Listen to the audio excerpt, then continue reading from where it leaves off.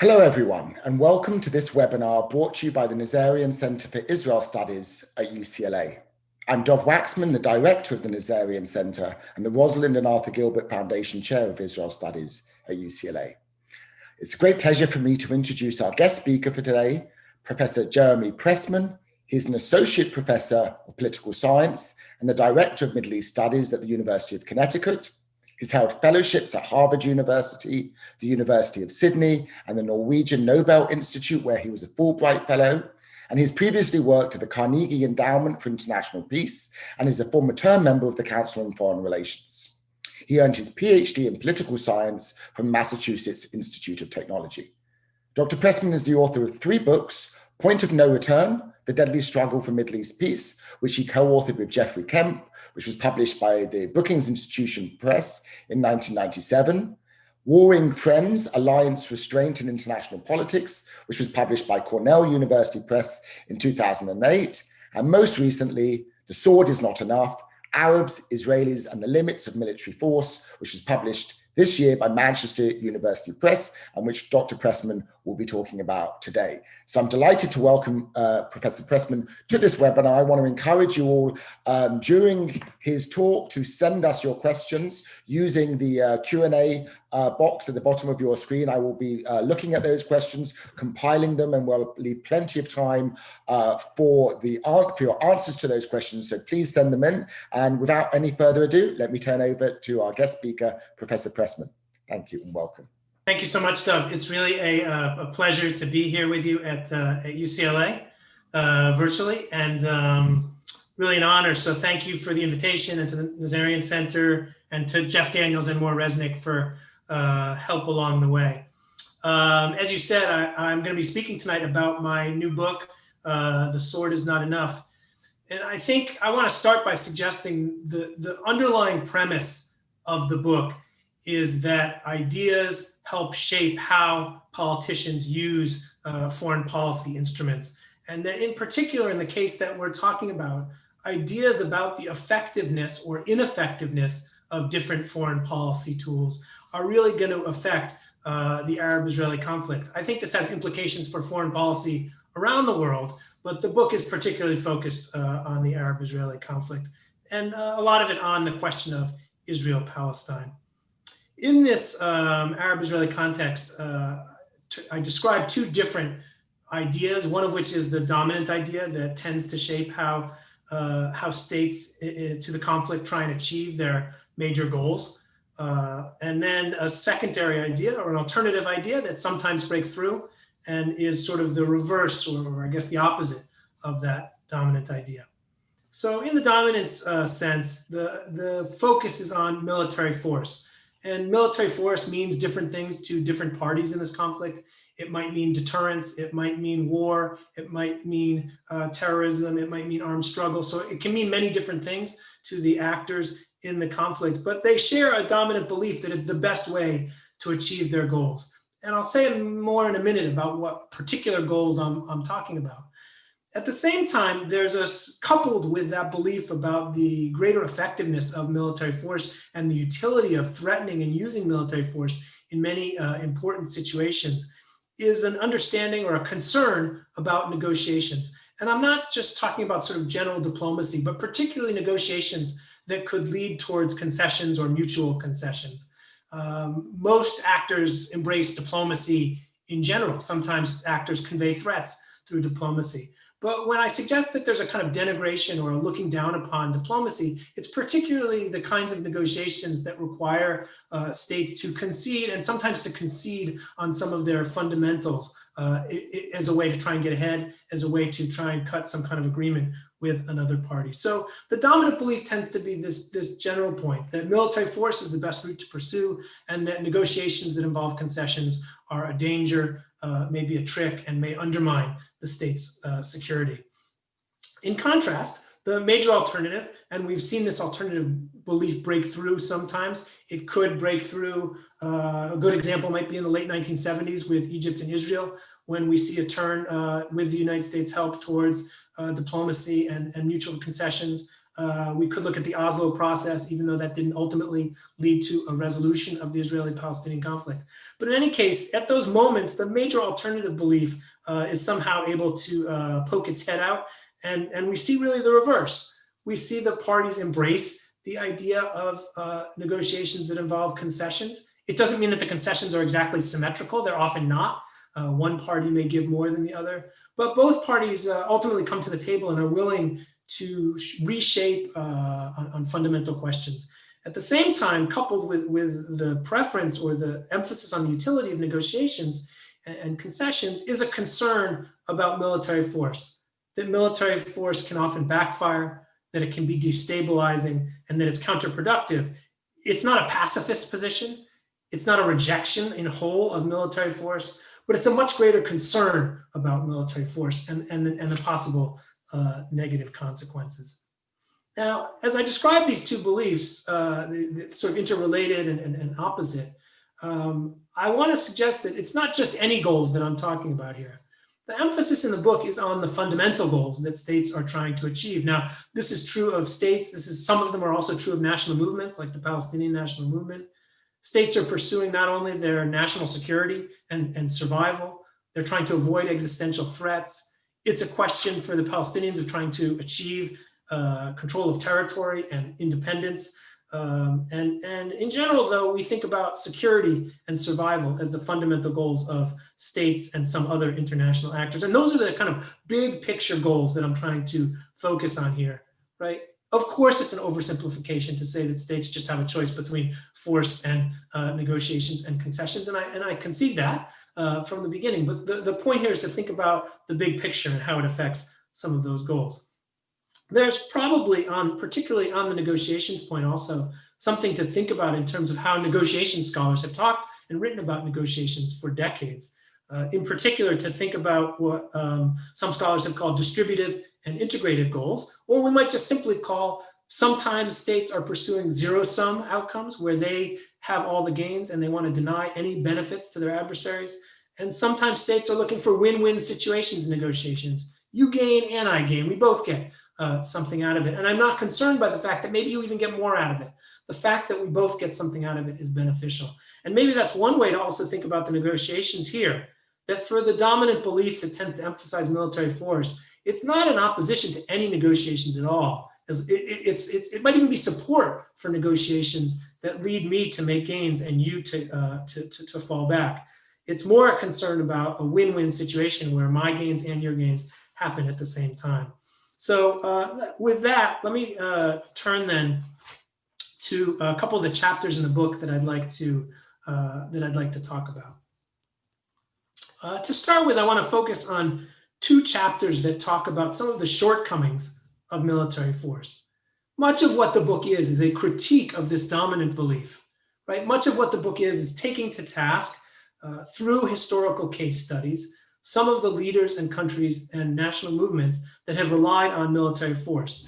In chapter 4, I consider how the threatening and using of military force can lead to greater insecurity and unstable situations, essentially that it backfires, that it does the opposite of what those threatening and using it think it will do.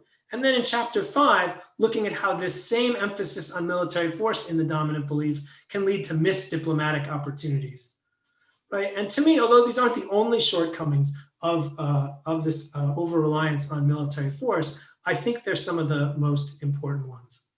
So let me start with focusing on chapter 4 and the idea that force can lead to greater insecurity, even when the emphasis or even when the initial desire is obviously to pursue the use or threat of force as a way to increase one's position and security. And so first, let me say, what do I mean by that it can have negative consequences? In the book, I try and outline a number of different consequences. I just want to read the list of at least 9 different negative consequences that can result from this over-reliance on in a typical national security situation. First of all, human casualties and suffering. Secondly, counterattacks by one's rival, right? That this was a classic way of understanding military force as actually escalating the situation. Third, sparking some kind of arms race. Fourth, improving one's rival's international political standing. And a good example, I think, of that from this conflict is how Nasser and Egypt emerged from the 1956 war with greatly heightened attention from the global community. Fifth, a decrease in support at home for negotiations, right? It's not just the international effects, it could also be the domestic effects and how the use of force affects what people at home think about the possibility of negotiations. Sixth, a strengthening of a rival's view that one is hostile or hawkish, that my use of force conditions how you look at me and may make you think that I'm actually more violent and more hostile than I intend to be the case. Seventh, of course, the expenditure of all kinds of resources, financial resources, loss of territory, and other physical resources. Eighth, the creation of a new enemy or rival. And later on tonight, I'll be talking about the 1982 Israeli invasion of Lebanon. And I think that plays an important role there as well when we talk about Hezbollah. And then lastly, on this list, the generation or fueling of other detrimental policies. So there could be kind of a spillover effect where the reliance on military force then leads to other kinds of policies that themselves may not be directly involving the rival or other rivals, but nonetheless have a detrimental impact on the country. So casting a wide net when I think about the possibilities of how using military force can affect the level of security and my existential survival. Now, one of the great scholars that this draws on, for those who are interested, is Robert Jervis, right? Writing now 45 years ago in the mid-1970s about the spiral and deterrence model, right? And this book, I think, mirrors a lot of what he was talking about there. Thinking about the way in which the use of force can actually lead to escalation, often unintended escalation and often unintended insecurity. To think about this in terms of a concrete example from the conflict, there's several case studies in chapter 4. As I said, I want to briefly talk about Israel's invasion of Lebanon in 1982. Israel, not all the Israeli leaders, that's part of the debate about how many people were kind of in the circle of what was decided with the invasion, of course, how many people beyond Ariel Sharon and the relationship between Sharon and Prime Minister Begin. But in any case, to start with, I think we could think about two goals that Israel was trying to achieve, but I'm going to pivot from these because I think these are kind of the lower level goals. And then we see the ones that really kind of mattered in this case. So Israel was trying to force the PLO out of Lebanon, right? The PLO, it was based in Lebanon after it had been expelled from Jordan in 1970, 71. And so you have the PLO headquarters in Lebanon. You have almost a PLO state, with a Palestinian state within a state in Lebanon. And I would say not only forcing the PLO out of Lebanon, but also the knock-on effect of affecting or negatively affecting the Palestinian quest for self-determination. So it's not only about physically trying to move the PLO by invading Lebanon, but also the implications that has for the idea of Palestinian self-determination. And then secondly, Israel pursued a treaty with the Lebanese government, which initially seemed successful, but then the Lebanese government abrogated and under pressure, heavy pressure, and the treaty fell apart. So just looking at those two initial Israeli efforts, you see maybe success in terms of the PLO was forced out of Lebanon and ended up in distant Tunisia, right? That seemed like maybe a success for Israel initially. The treaty initially a success, but then falls apart. But I think we also have to think about other effects of what happened in Lebanon. And when we do that, when we cast a wider net, we start to see the ways in which Israel's invasion of Lebanon was counterproductive. I'm not going to go through all the different things that I talk about in the book, but I want to highlight three in particular. First is the rise of Hezbollah. And I just want to read a brief quote from another scholar's work, Ehud Iran, kind of nicely summarizes the way in which the war contributed to the rise of a different and maybe more dangerous Israeli adversary than the PLO. Hezbollah, he says, or he writes, was created as a result of the war, rose to a national leadership position in Lebanon, and created an ongoing security challenge for Israel. Looking back from 2012, when he was writing this, the greatest challenge posed by Hezbollah, and indeed the most undesirable outcome of the 1982 war, is the fact that the organization plays an important part in Iranian deterrence against Israel. In other words, a 1980s operational problem had become a strategic issue by the first decade of the 2000s. So the first consequence to think about is not only the rise of Hezbollah, Hezbollah's centrality in Lebanese government, but also Hezbollah's connection to others of Israel's rivals, in particular Syria and Iran, in a way that is strategically more dangerous to Israel than the role that the PLO played as an outsider, more of an outsider inside Lebanon, even when it was still there. The second thing I think that we could say is a potential partial consequence of the 1982 invasion of Lebanon is the reaction of Palestinians in the West Bank and the Gaza Strip. And the sense that with the PLO now pushed to distant Tunisia, rather than dampening or eliminating Palestinian nationalism on the West Bank and Gaza, in other words, rather than people saying, oh my gosh, our lead organization, our leadership is far away, our movement is shattered, we may as well just capitulate or go quiet. Instead, what we see is within a few years, Palestinians in the West Bank and Gaza taking nationalist matters into their own hands. And in 1987 through 1993 or so, launching the first Palestinian uprising, or the first Intifada. And obviously there's a lot that goes into that. But one factor that I think goes into that is the distance of the PLO and the grassroots sense that it's time to step up on the question of pursuing Palestinian nationalism.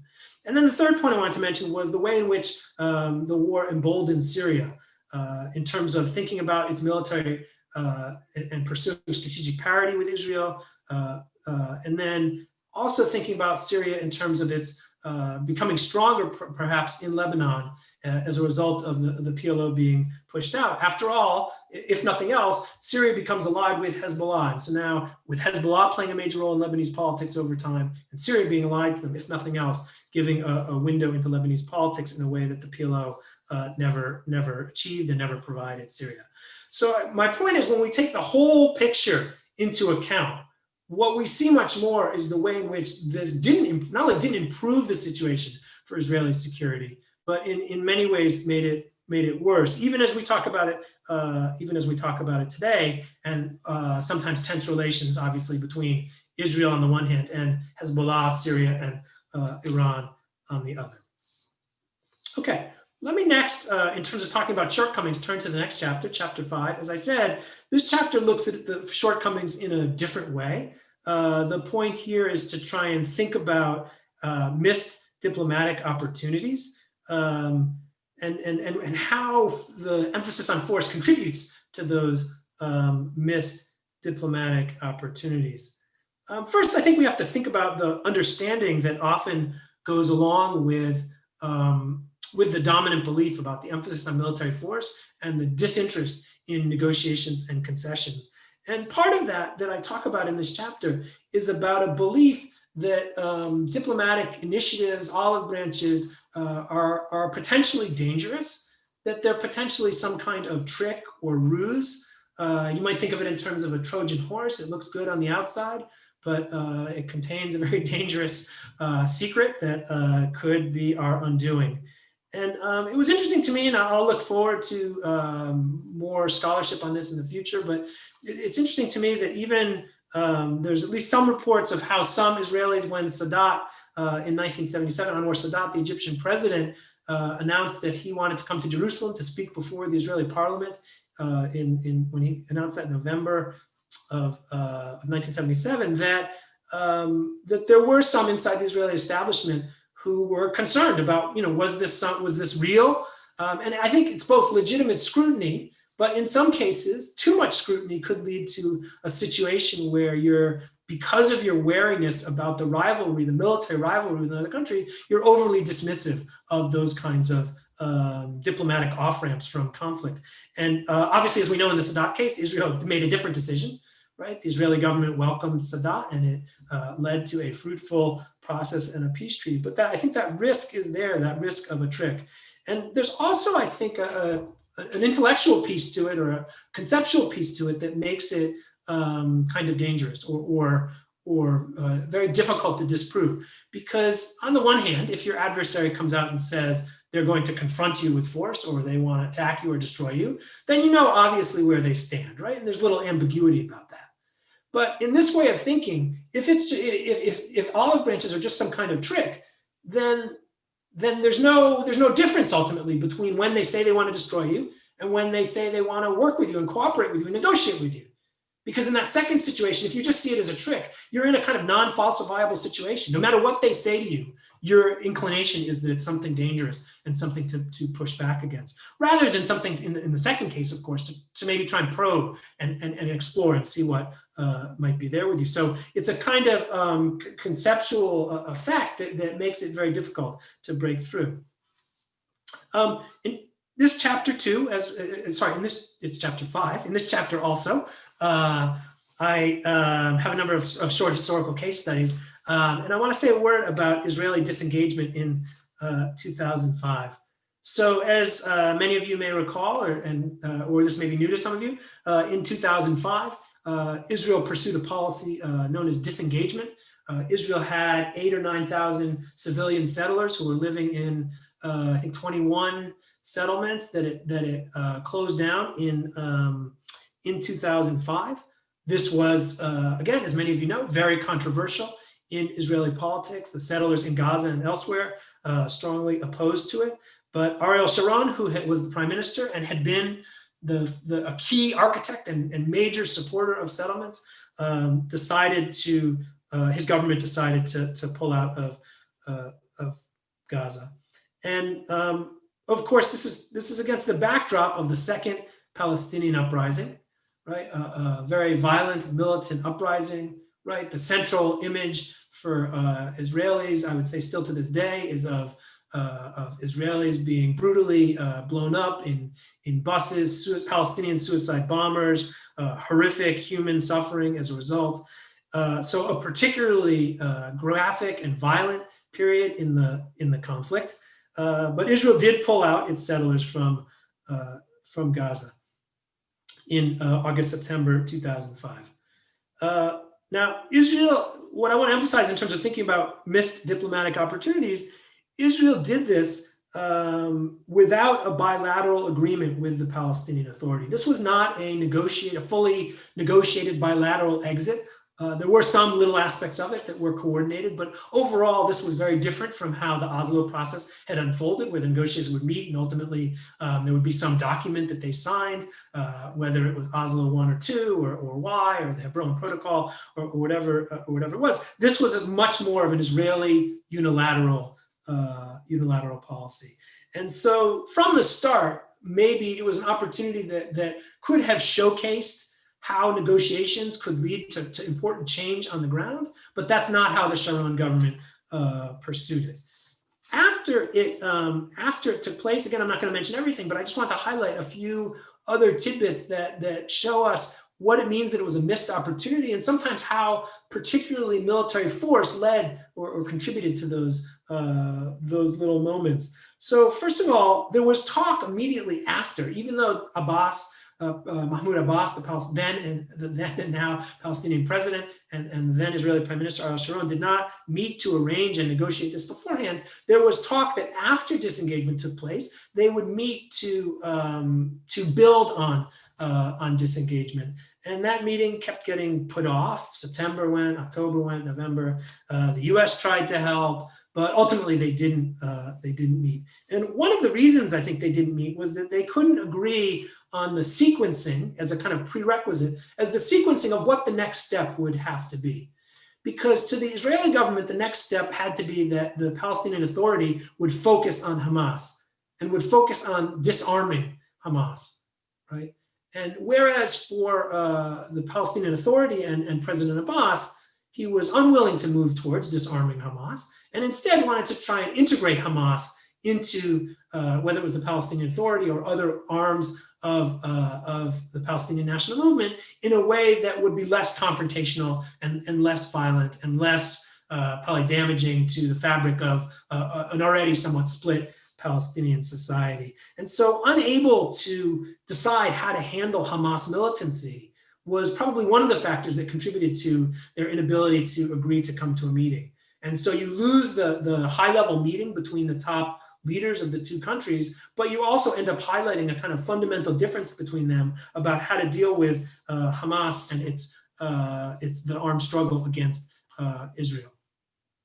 Secondly, I think we should think about that after the Israeli pullout, the Palestinian Authority didn't have anything like full control of Gaza. And we see within a couple of years that within the next 2 years that Hamas wins the Palestinian elections, that the Palestinian Authority forces are kind of routed in Gaza, and Gaza becomes much more of a Hamas-controlled territory. But even already in the fall of 2005, that sense of disunity and a little bit of disarray and who's in control here was contributing to some of the instability in Gaza. Now, the third point is maybe one of the more important points, that at this time, Hamas makes the opposite argument, right? And Hamas argues that this is, in fact, not only is this not an outgrowth of diplomacy between the parties, right? Not only is this not concessions and diplomacy, which we have decried anyway, right? In general, in terms of our position on Oslo and other diplomatic negotiations, but we can claim victory here. It was our militancy, our attacks on the Israelis that forced them to leave Gaza, right? Now, I'm not making a judgment about whether that's accurate or not, but the rhetoric and the perception that's created is that not only that this wasn't a bilateral negotiation involving concessions, but instead this was about the success of military force. So it instead reinforces the argument that military force is the better outcome.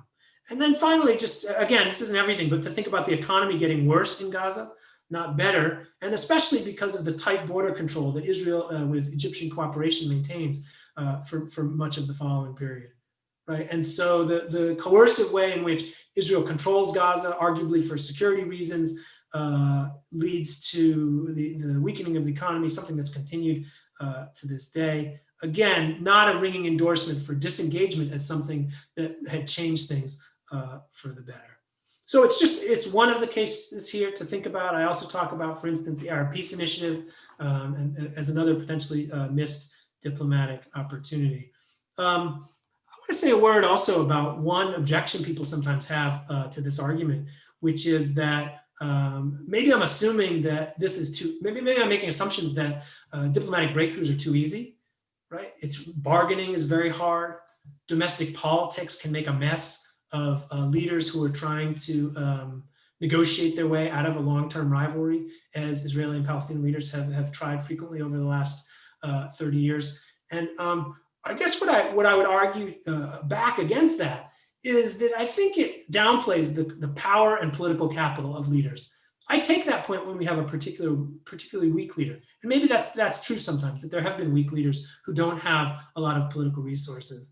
But leaders, chief executives, prime ministers, presidents also have certain political resources and political capital at their disposal, right? And so part of what they need to do if they want to move forward a negotiating process is to think about ways to refashion beliefs and views in their particular society. Right. So yes, domestic politics can make these kind of breakthroughs difficult, right? Maybe it can challenge that these actually are missed diplomatic opportunities. But leaders have resources at their disposal. It's a dynamic environment, and leaders can push back and try and build societal consensus, or at least build societal coalitions that are willing to support these kind of breakthroughs. Okay, the last thing I wanted to talk about, moving on to a different chapter, chapter 6, is to think about the notion of a dominant idea. What makes this idea dominant here, right? Why is it that there's a preference among so many different actors for military force on both the Arab side, Israelis among Palestinians, at the popular level, at the leadership level, right? What has made this idea hard to move on from, I guess is one way to think about it. And then connected to that question, to think historically about some of the tools or tactics, whether in this conflict or elsewhere, that people have used to try and sometimes create an opening for the alternative idea, for the notion that negotiations, concessions are a better way to try and achieve your a state or national movement's fundamental goals. So first, let's think about 3 reasons why it's hard to move from this emphasis on the threat and use of military force. The first is to think about that, as my colleagues would say, that it's a realist world out there, that it's a world of intense competition. It's a world where danger is ever present, where the possibility that another state may attack you is you can never fully eliminate that possibility, or it's very difficult to. And it's certainly in the Middle East and in the Arab-Israeli conflict. I think that's not surprising. Some Israeli leaders like to say it's the Middle East, not the Midwest. And I just wanted to add to that a kind of more theoretical take on that from Alex Wendt, who's actually not a realist, but he's a constructivist, but who in one of his early articles makes the argument that, and I quote here, "The greater the degree of conflict in a system, the more states will fear each other and defend egoistic identities by engaging in relative gains thinking and resisting the factors that might undermine it." I know it's a rather, it's got some rather complex wording in there, but I think the point he's making is that there is a reinforcing aspect of conflict, right? The more conflict there is, the more it primes the actors involved in that rivalry to continue thinking in terms of conflict. There's a little danger here of getting tautological, and I acknowledge that. But I do think there's something about a history of conflict yesterday makes us maybe more prone to think about the possibility of conflict today. Now, for Wendt, he also argues the opposite, right? A history of cooperation yesterday makes us maybe more open to the idea of cooperation and conciliation today. So that's point number 1 about thinking about why it's hard to move, because it's a dangerous world. And in a dangerous world, it seems natural to turn towards our military, towards our security personnel, towards our intelligence personnel as a way to try and protect and defend ourselves. Okay, secondly, what we're thinking about in these situations is not, as scholars would say, single unitary actors. When we talk about both sides in this conflict, right, that's a conflation. That's a convenient linguistic tactic so that we can manage a conversation about what's happening in the Holy Land. But if we start to pick apart what that means of sides, what we actually see is each side is composed of many different groups who often have conflicting viewpoints. They may have long-term strategic conflicting viewpoints. They may have conflicting viewpoints about specific moments and policies and tactics. But in either case, what we see is a fair amount of disunity. And not disunity in a kind of bad or pejorative way, but as a natural outgrowth of how politics work. And the reason that's important is that then it becomes very hard, or at least challenging, to send a consistent message. And it becomes, I think, difficult for actors who are pursuing negotiations and concessions to try and silence or drown out actors who may be trying to spoil negotiations, or actors who simply continue to pursue more militant policies, even as one is pursuing more conciliation. One period you could think about in this terms is the late 2000, early 2001. Israeli and Palestinian negotiators are continuing to try and resolve the conflict at the same time that the second Intifada has broken out, the second Palestinian uprising. And so for a few months simultaneously, we have high-level negotiations to try and bring a two-state solution at the same time that Palestinians are clashing with Israeli forces in the West Bank and Gaza and beyond. So it's muddled messages is very common. In the book, I'm not going to go into it now, but in the book, one of the periods I talk about is the period right after the 1967 war, when on both the Palestinian and on the Israeli side, there's a number of different voices about what should be done. And it's not clear, particularly on the Palestinian side, who's the authoritative voice that Israel should speak to, if any.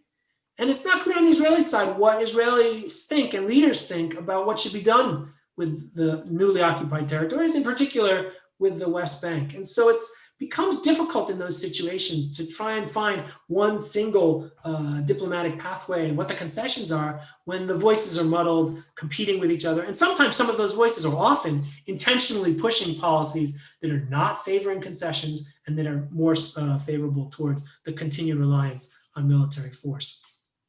Okay, the last point I want to make about why it's so hard to move from the dominant idea is about fear. And I haven't talked much about emotions, but I do bring up emotions a little bit in the book. And the role that fear plays in priming people to be more concerned about threats, or maybe you could say it as when you're fearful, you're also tend more likely to feel threatened.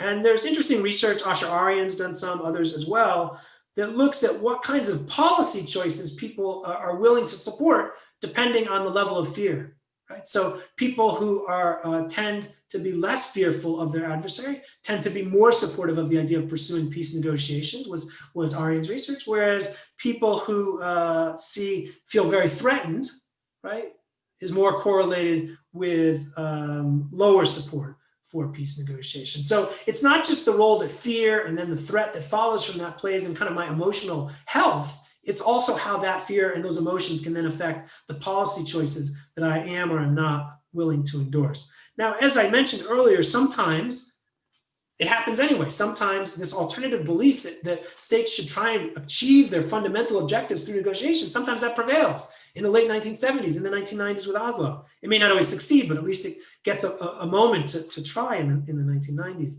And I'm not going to go through all the factors because I'd like to wrap up, but I do want to just think about at least some. As I mentioned earlier, I think leadership is important here, right? Leaders setting a different tone, a leader willing to take a risk, even if it's a small risk.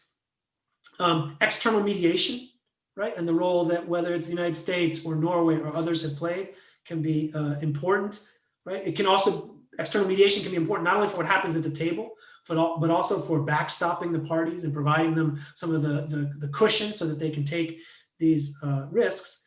And then lastly, I'll mention what Robert Axelrod talked about as tit for tat, where we could think about as small reciprocal steps of cooperation, right? I think it's a little bit controversial about how this has worked in the Israeli-Palestinian conflict, at least, right? Because we could think about Oslo as a kind of gradual approach to try and build trust, and that fell flat, obviously. It didn't succeed.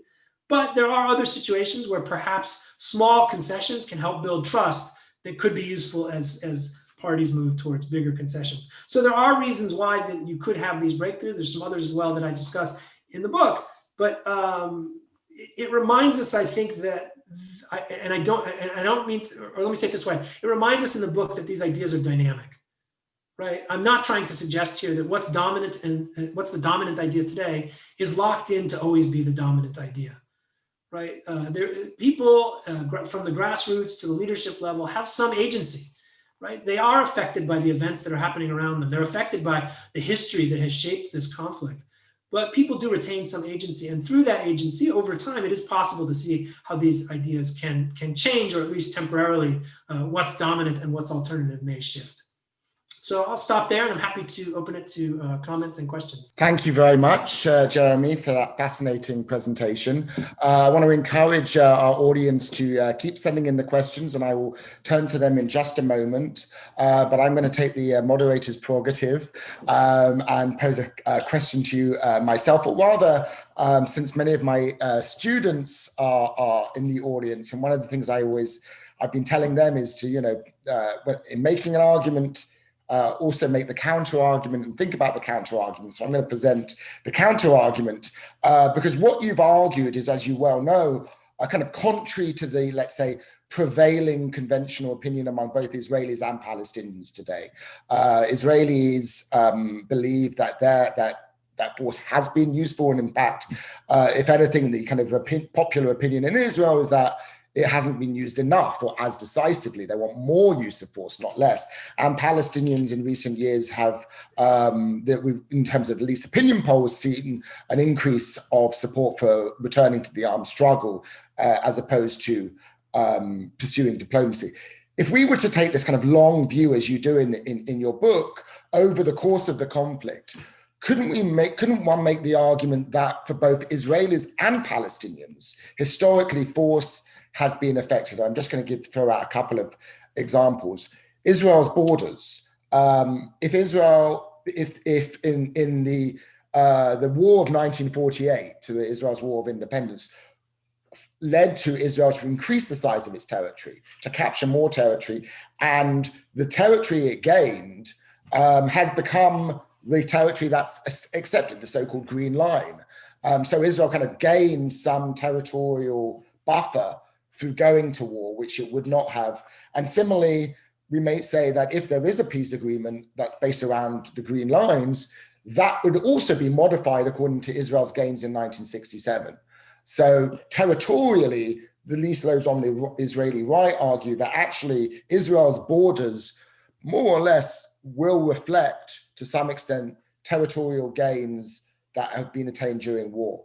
On the Palestinian side, the argument has been, and this is that Israel only responds to force, and that, I mean, this was an argument that was made, I think, very well by the analyst Nathan Thrall in his book. You know, the only language, I think, the only language they understand is force, right? And the argument that whether it was Israel's withdrawal from Lebanon, which you mentioned, was a result of Hezbollah's long guerrilla war campaign against Israel in Lebanon, that the Second Intifada led to Israel's withdrawal from the Gaza Strip, whereas Oslo didn't lead to withdrawal from the Gaza Strip.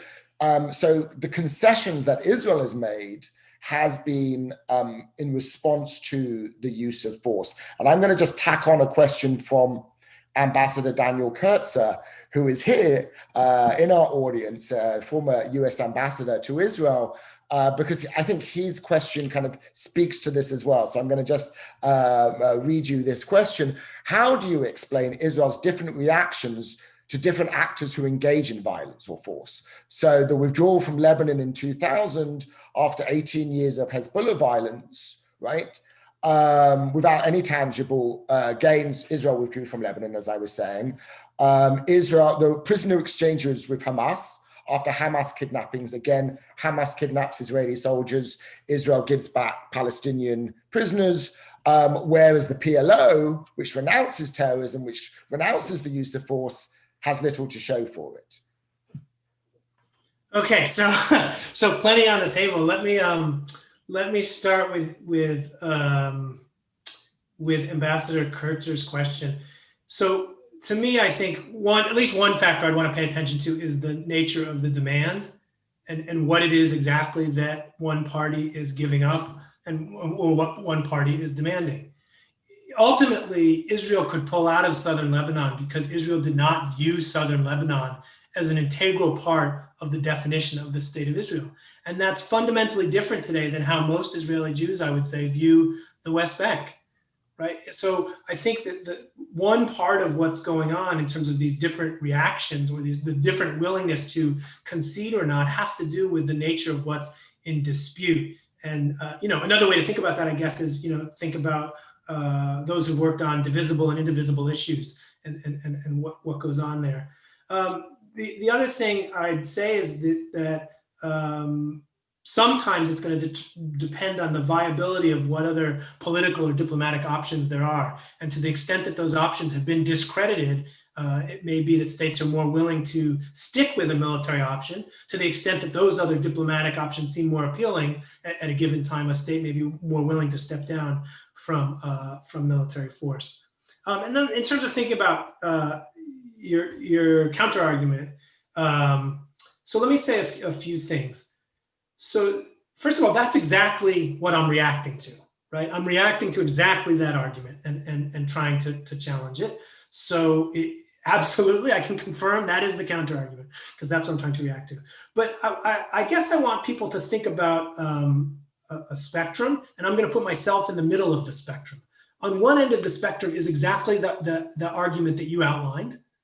On the other end of the spectrum is an argument that says that states should always pursue diplomacy and concessions. And I'm trying to sit in the middle, right? In other words, I'm not trying to pull this all the way back and say that there's never a way in which military force advances states' objectives, right? What I am trying to say is that it's actually a mixed bag, right? And that the dominant view right now is that, as I think you accurately described, the dominant view is that it's almost always going to be either force or more force as the answer.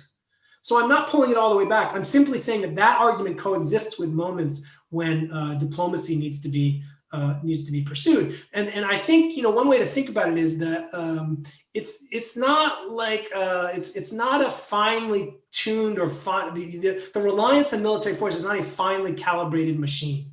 When you make a commitment to the threat and use of military force, that's gonna cost you in terms of those moments when diplomacy might be a possibility.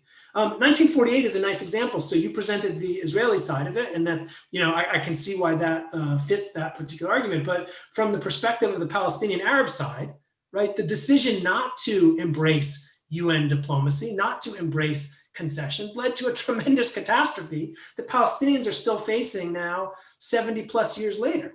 Right? And it's called the Nakba for a reason, the catastrophe. So at the same moment that the military forces may be working for the Israeli side to expand their security position, it's very much not working for the Palestinians and for at least some of the Arab parties.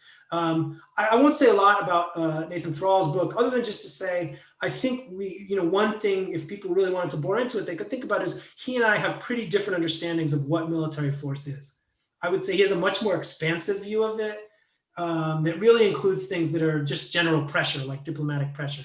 Jimmy Carter using pressure on Israel and Egypt is an example that he uses. So I think we do come to different conclusions, but I think it's partly because we don't fully agree on what it is we're studying. Oh, that's helpful. Another question, a couple of questions that have come in following up on this argument about the utility of force. This is more, I think, really about the relationship that you mentioned at the beginning between force and diplomacy. And so one question that's come in was about does the Israeli-Egyptian paradigm after 1970 demonstrate the failings of liberalism, that the UN passed Resolution 242 in the aftermath of 1967, but it didn't lead to, I'm paraphrasing the question, it didn't lead to any a peace agreement between Israel and Egypt until after the 1973 war. So yes, I guess, the negotiations, the willingness to negotiate, to make concessions was what brought about the peace agreement. But what initially led to that breakthrough was war. So the question is really on this relationship between diplomacy and negotiations. Another question on that, she's making this a point as well. Do you believe the effectiveness of diplomatic non-military options is contingent on working alongside the use of force, or rather that diplomatic options need to show that they could have achieved the same or better effects as the violent option? In other words, is it a question of diplomacy by itself or diplomacy working in tandem, as in the example of the peace agreement between Israel and Egypt? Yeah, sure. So I think for me, the best way I can answer this question is to talk about the 1970s, or really a little bit about 1967, and then Egypt and Israel in the 1970s. I don't have a particular view about what this says about liberalism, so I apologize. I'm not going to tackle that part of the question. If we understand UN Resolution 242 as laying out the idea of land for peace, then I think it doesn't directly lead to success in 1968, but that's the notion that Israel embraced in leaving Sinai, right? Trading the Sinai Peninsula for normalization and a peace treaty with Egypt. So I think it may not be a direct success. It's not the UN that negotiates it, but they do put an idea out there that I think is the idea that gets embraced ultimately in the treaty, even if not through UN negotiators. The 1973 war is certainly important in changing the direction of Israeli-US Egyptian relations, right? It is, I think, fair to understand that war as a wake-up call to Israelis and to the US for different reasons, but both of them turning towards the peace process and diplomacy as a result. But don't forget, the way in which the war was fought was conditioned by Egypt's preference for a diplomatic resolution, right? Egypt chose a limited war because it wasn't trying to defeat Israel on the battlefield. It was trying to shake Israel's in terms of diplomacy, because it felt Israel was complacent prior to it's 1971, in 1972. So I think that also speaks to I think it was the second question, which is there clearly was there an interrelationship between how Egypt was thinking about using that war. It was a war, but it was a war for diplomacy. It reminds me of something that didn't work, but reminds me of something, I'm not going to remember the exact quote, that Marwan Barghouti said about the Second Intifada, early in the Second Intifada, right? Saying that we're trying to use this to force you back to the table. There's an example of where it completely backfired, right? But I think in the Egyptian case, it works. So I think there is an interrelationship at that moment. What I would come to later, though, in the 1970s, and this is something I discuss in chapter 3 in the book, which I didn't talk about tonight, is that at some point, though, force can only carry you so far, right? Military force could get Israel and Egypt to a state of non-belligerency. And you could argue it did that between the 1967 war, the war of attrition, 1973, right? You could argue that that push from force comes. But ultimately, you can't get to lock in a changed relationship and a peace treaty unless you can pivot towards negotiations. And at that moment, in 1977, 78, 79, the threat is it may have got you there, but it's not going to seal the deal. And that's the moment when the concessions really have to kick in. And those were big concessions, right? Those were big concessions for both parties, right? The Egypt being the first state to recognize Israel and to step out from the Arab world on that and risks, pretty serious diplomatic and political consequences, maybe economic consequences. For Israel to withdraw from a huge strategic buffer in the Sinai Peninsula, to pull out military, give up some oil, to close down settlements. So those were major concessions, and it couldn't have been done. But the result, and I'll stop with this, the result was tremendous. Right, in terms of changing the strategic nature or the strategic foundation of the conflict, right? Israel and Egypt, as everyone knows, or many people know in this audience, fought wars 1948, 1956, 67, 69, 70, 73, right? And then they haven't fought a war since, right? And just on that record alone, I think we have to give some credit to what started maybe with the wars, but really the deal is sealed in the late 70s with diplomacy and major concessions. Great. So we have some questions as well about what gives rise to these beliefs, and you've discussed this as well in terms of what can shape the belief in the efficacy of force or the belief in the efficacy of negotiations. Is it a question? I mean, where does that belief come from? Is it in one answer, a kind of materialist answer, is that the militarily stronger side will always believe in the utility of force. I mean, it's kind of like if you have a hammer, every problem looks like a nail, right?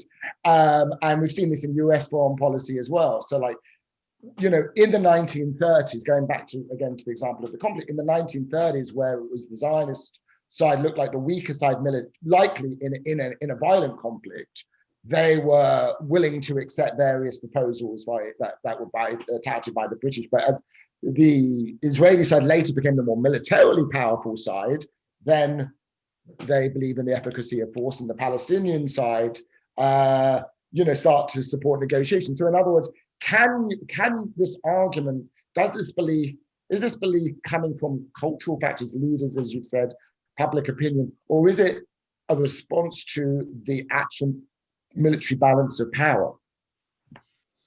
Yeah, I think that's a good question. I'm not sure I have a definitive answer on it. I think you're right. It could come from the military balance of power. I think what's striking to me as I think about this question is there are moments when it seems like learning should take place, right? And it doesn't, and that it's those moments that suggest to me that the material answer isn't sufficient, right? I mentioned 1948. We talked about 1948 in a previous question, right? 1948, as you said, for the Israeli side, could reinforce this argument. For the Palestinian side, there's an argument that it should call it into question, right? Given what happens in 1948 as a result of not pursuing the diplomatic path. And I think there's multiple moments like that in the conflict when the learning doesn't take place. And when the learning doesn't take place, that suggests to me that there's some idea that's embedded here that's more powerful sometimes or has more staying power. So that's one thing to think about. A second thing I guess I think about is given some of the things I described about how people could view the world as, in terms of a competitive world, a fearful, threatening world, maybe it's not surprising that this idea gets entrenched or this approach gets entrenched. And then maybe certain psychological factors kick in, like confirmation bias or other things that cause me to select the historical examples that are reinforcing of what I'm doing, and to brush past or ignore the historical examples that seem to undermine my preference for military force. The third thing I'd say is that I think I don't know how to put this into words exactly, but I think in politics, some arguments are just simple and they're straightforward. And I think about this a lot in regard to the US invasion of Iraq in 2003. Saddam Hussein is a brutal, evil tyrant who has weapons of mass destruction. We have to knock him out, is a simple argument to understand, right? Saddam Hussein is a brutal, evil tyrant who may have weapons of destruction, but we don't think he actually does. But if we do this, we're going to have to do nation building, and that's complex, and we may or may not succeed. And I'm not sure we have the expert, right? You start going down that path, and you've kind of probably lost a lot of people. So just to think about that in the context of military force, the idea that this is our enemy, and we have a hammer, and we're going to hit them over the head, is a pretty simple, straightforward idea that may appeal to people. Right? This is our enemy, they're dangerous, but if we reach out to them someday, we could actually build towards it, right? And in that time, it may be risky, and we may suffer, right? I think you might start to lose people there. So there may be something, again, I don't have quite the words for it, but the nature of particular arguments may vary in a way that makes some more amenable to long-term entrenchment and others more challenging in that case. So we have a question which relates to that. What actors can influence the state stance towards force or negotiations, or specific, citizens of a country, and another of a student, Alison Ramos, asks, specifically with regards to Israeli foreign policy, can how much of an effect does the United States have, or could it have, in influence? So in other words, if following from your argument, you want to shift this belief in favor of how can that be done? Given, as I'm building off, you just said, it's very hard to, because the belief in force is kind of simple and apparently clear. Yeah. I am pretty open about this kind of question, right? In other words, I think we've seen countries where grassroots mobilizations have played important roles, right? Whether it's a grassroots mobilization that initiates the change, or whether it's a grassroots movement that really gets it going once the opening is there. And I think, places like Northern Ireland can be instructive on that. But I also think that leaders can have a top-down approach and start to build support for it, right? The Oslo process had a fair amount of out of the blue aspect to it from a few leaders who were involved in trying to change the direction. So I think that's, to me, it can be top-down, it can be bottom-up. In terms of thinking about external actors, there aren't a lot of external actors who have a lot of leverage. So I would say most external actors probably don't have the leverage to try and influence this conflict, at least, or the Israeli-Palestinian dimension of it. Clearly, the United States has a lot of leverage over the parties, over Israel. But, that's not something the United States has ever, not ever. For the most part, that's not something the United States has wanted to, that's not a muscle the United States has wanted to flex. The United States has made rhetorical statements. There are a few moments, like under the first President Bush with withholding aid for settlements, the reassessment under President Ford in the mid-1970s. But for the most part, the United States has been more comfortable sticking with rhetoric, maybe for strategic reasons, maybe for domestic political reasons. And so that, if you're not going to put things like aid and diplomatic cover at the United Nations on the table, it's not that you don't have the leverage, but if you're never going to use it, it's almost like you don't have it.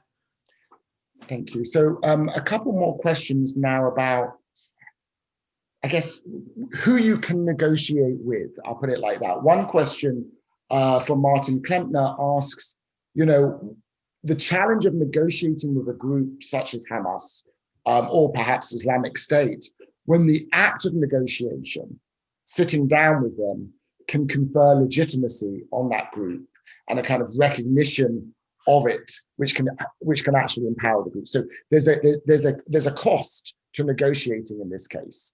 And another question which I think echoes this,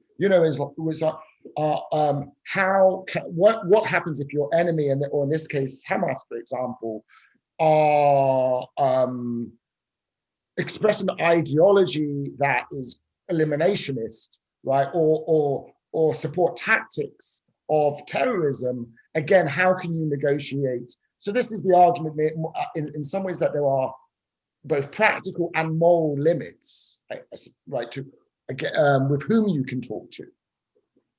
Right. So I would start by saying that in terms of morality, negotiations between violent rivals is going to challenge the moral limits in any case, right? That's just by definition, right? So if by your moral framework, you don't want to cross that line, I would argue you're never going to get into negotiations with your rival. You can make some argument that the ends justify the means in terms of morality, right? We're going to cross those lines now because ultimately we believe this can put us all in a better moral plane. But I think that initial challenge to morality is going to be, if you face a rival whose view is eliminationist or rejects the notion that you're entitled to anything, that you're entitled to a state, that you're entitled to nationalism, negotiations probably only are going to have limited value. I suppose you could argue that negotiations you could try and use them to somehow change how you understand the other side or how they understand you. But the closer I think you are to that absolutist position, I think the less room there's going to be for those situations. I would not put the Islamic State and Hamas in the same category, right? I think that's a fundamental mistake. And I think there's enough dispute about what Hamas ultimately would settle for, right? That the possibility of exploring it at some point might be worth it, right? That's one thought. Second thought is, while the nature, or let me say it this way, while the format of negotiations, the particular format that's chosen, probably does confer different levels of legitimacy to who you're sitting down with, I don't see evidence that it's a dramatic difference based on format. So if Hamas and Israel are willing to negotiate through a third party, yeah, if they negotiate directly, it's a different level of legitimacy. But does that shift in the level of legitimacy fundamentally transform the legitimacy that exists for one or both parties? I'd have to be convinced of that. So the fact that they're already sometimes negotiating through third parties, through Egypt, through others, suggests to me that they're willing to go partway, both of them, in terms of that trade-off. And I think that's a good point about legitimacy, in the sense that these decisions are going to be full of risk. Right? They're going to be full of risk that opening negotiations and considering concessions that you get taken advantage of.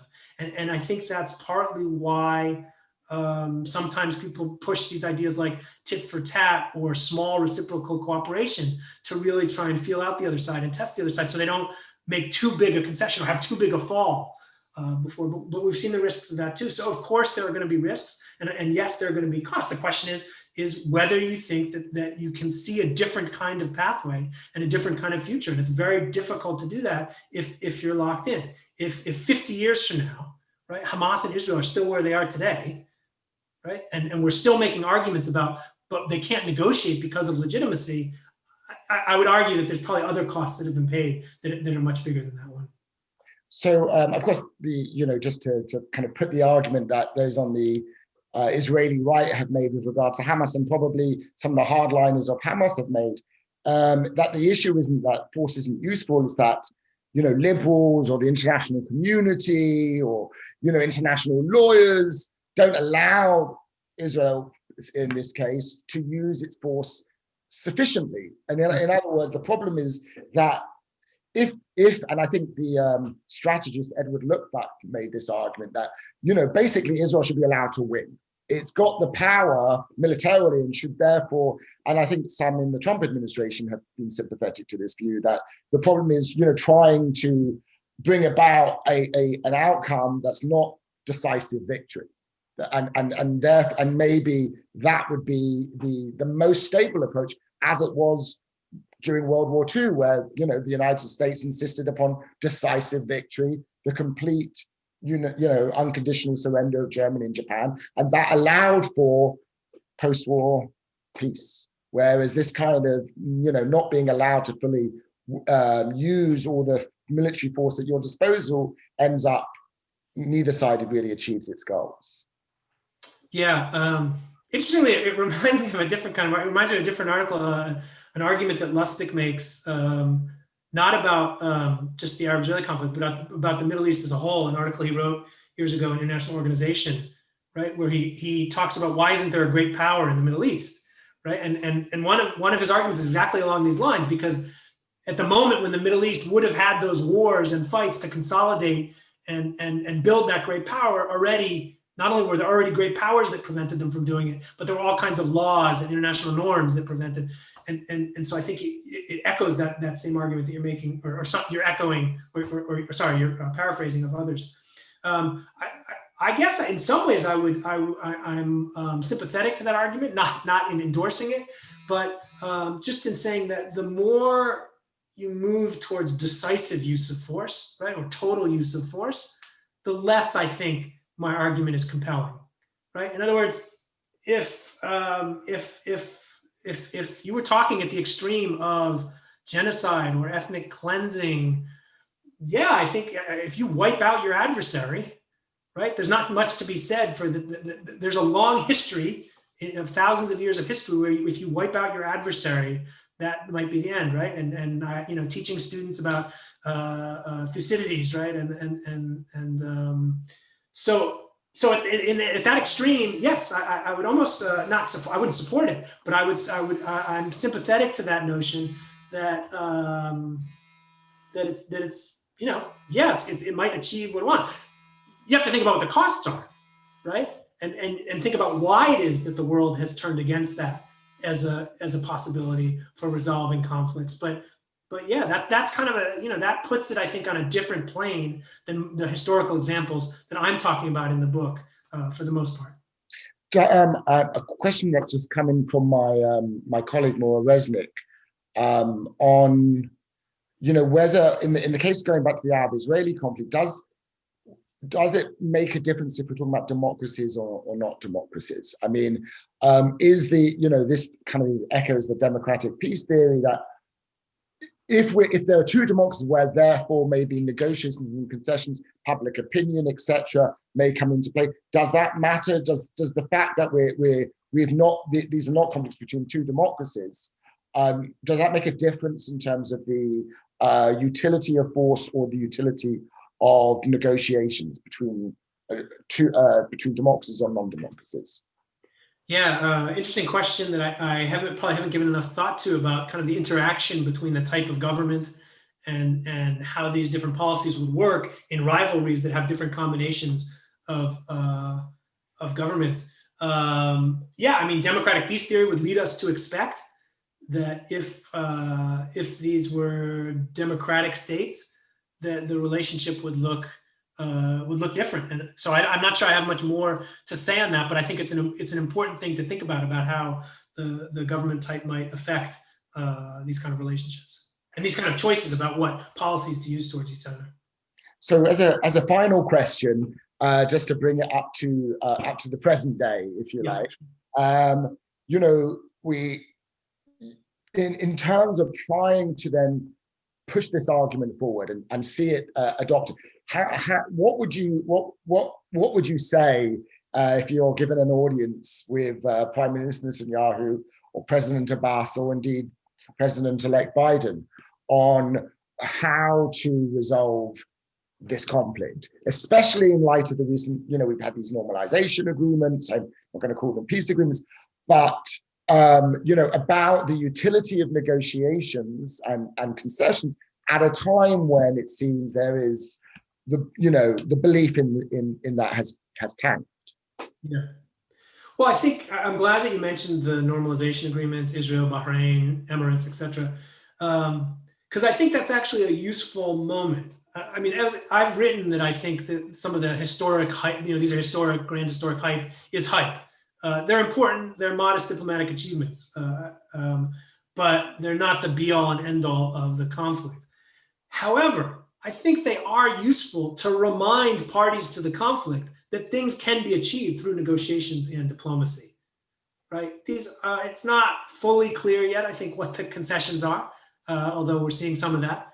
But I think it's a good juxtaposition with, while on the one hand, Israel, the Emirates, and Bahrain are pursuing things at the bargaining table, Israel and the Palestinians and the Palestinian Authority remain stuck in a coercive, more militarized relationship. So I think one point would be those serve as a useful reminder. They serve in a way, even if they're very different kinds of relationships. I think they serve as a reminder that there are other tools in the toolbox that might be worth taking out sometimes. The other thing I guess I'd say is in this imagined scenario is, what are the costs that you're paying right now, right? And are you pretending a little bit that you've achieved certain goals that you're actually quite far from? Very obviously in the Palestinian case, quite far from Palestinian self-determination. Maybe in the Israeli case, less so. Maybe Israelis have convinced themselves that the status quo is tenable long into the future. I'm not sure that it is. But I think maybe an assessment of how honest are we being with ourselves about what possibilities there are to maintain the status quo might be another question to ask. Well, thank you, Professor Pressman. This was a fascinating and I think really timely and a very important message, not only for everybody in the audience, but hopefully if there's any policymakers out there as well, or to think about the utility of negotiations and diplomacy and concessions. I think you made a very powerful case for that.